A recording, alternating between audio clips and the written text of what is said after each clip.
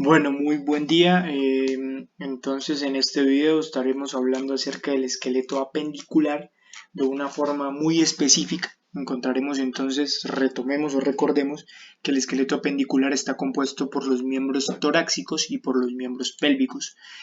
En este caso, nos ayudaremos entonces de un modelo 3D del esqueleto de un equino. Para el caso de los equinos, llamamos los miembros torácicos, los podemos llamar también como miembros anteriores, se conocen como miembros anteriores. Y a lo largo de este video hablaremos acerca de las articulaciones y los huesos que componen el esqueleto apendicular. Empecemos entonces por el hueso principal, uno de los huesos muy importantes que tenemos, que es la escápula. La escápula tiene una articulación con el hueso del húmero, que denominamos la articulación del hombro. Esta es una articulación diartrosis sinovial simple esferoidea.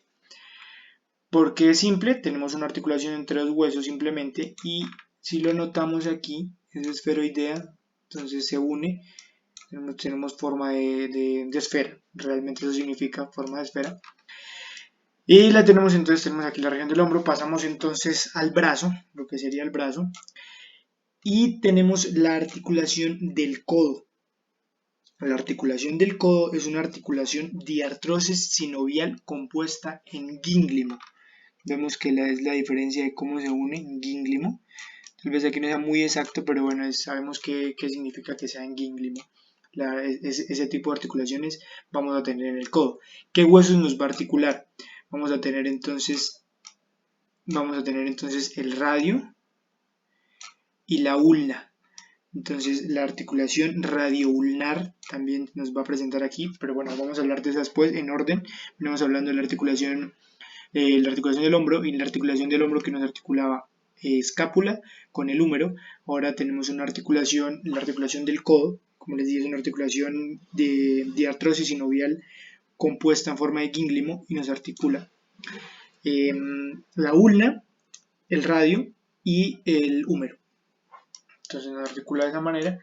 Continuamos en la región distal, nos vamos a encontrar con la articulación antebrachiocarpiana, que es una articulación diartrosis sinovial compuesta en forma de gínglimo. Entonces vamos a tener aquí las articulaciones carpianas, también vamos a tener aquí los carpos.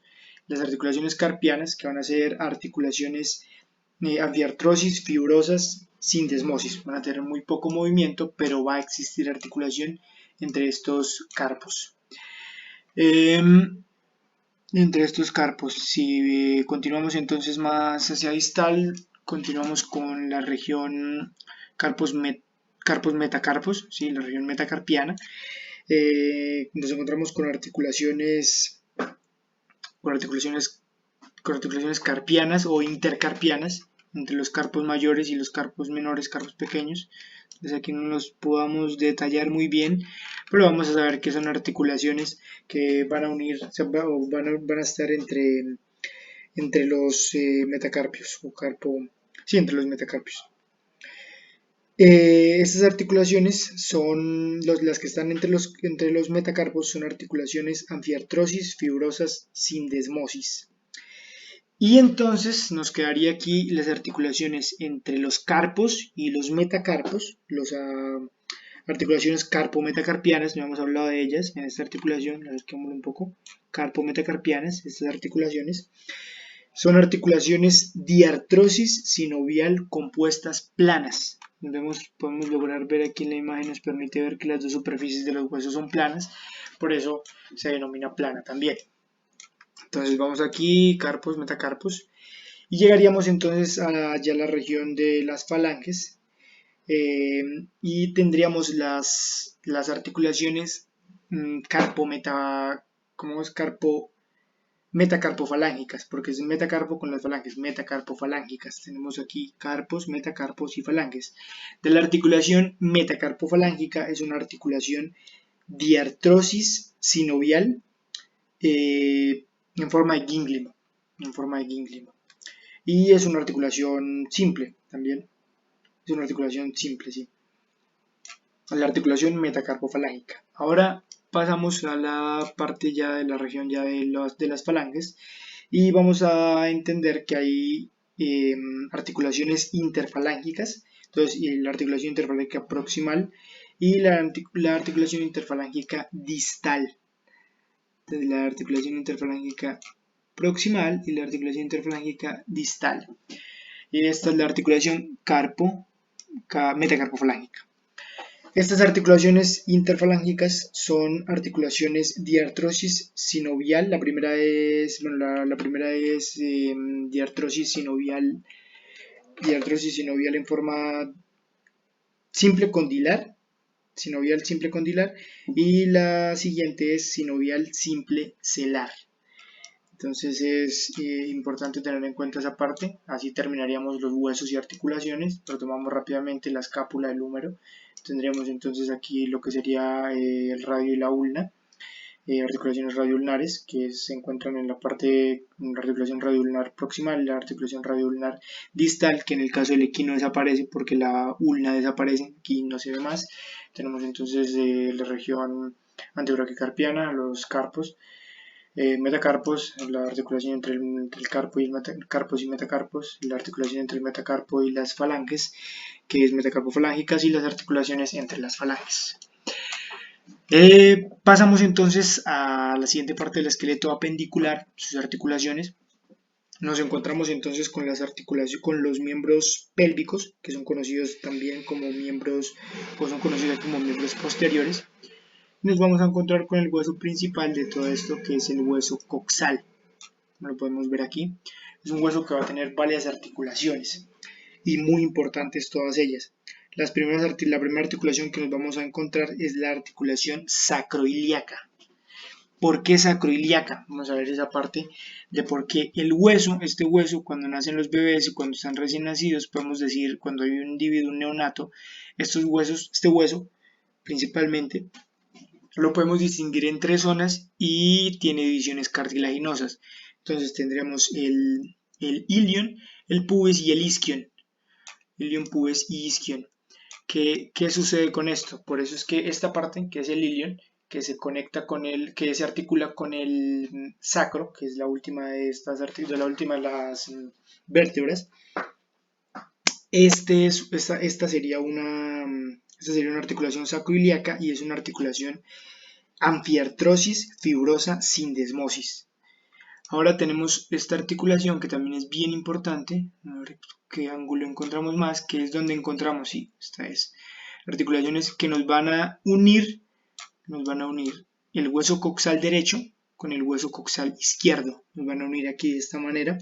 Es una sínfisis pélvica y la articulación es una articulación sin artrosis cartilaginosa sínfisis.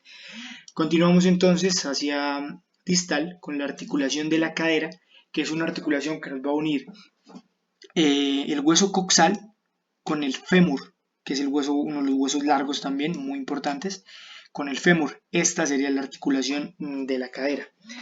La articulación de la cadera es una articulación diartrosis sinovial simple esferoidea. Continuamos hacia distal, encontramos la articulación de la rodilla, que es una articulación muy importante y muy compleja también. Es una articulación compuesta, es una articulación diartrosis sinovial, como lo dije, compuesta, condilar, de tipo condilar. Tendríamos aquí adelante lo que conocemos como la patela, tendríamos también como lo que conocemos como favelas, que en este caso no tenemos los tendones, pero serían huesos sesamoideos que cumplen la función de flexionar en el tendón flexor. Están dentro de los tendones y contribuyen a toda esta flexión. Estos huesos, entonces tenemos aquí la rótula patela, el fémur, y nos va a unir entonces la región de los tarsos, ¿sí? Porque aquí tendríamos entonces ya para el final los tarsos, metatarsos, pero bueno, eso sería después.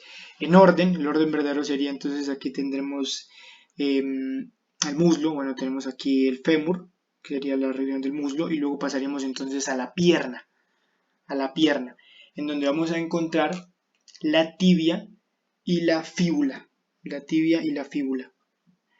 la tibia y la fíbula. La fíbula también, esas son articulaciones, bueno, son dos huesos que nos van a articular a la rodilla y entendemos por qué la rodilla es una articulación compuesta. Tenemos entonces la patela, el fémur, la patela, el fémur, los huesos sesamoideos que tenemos por aquí, o favelas, la tibia y la fíbula.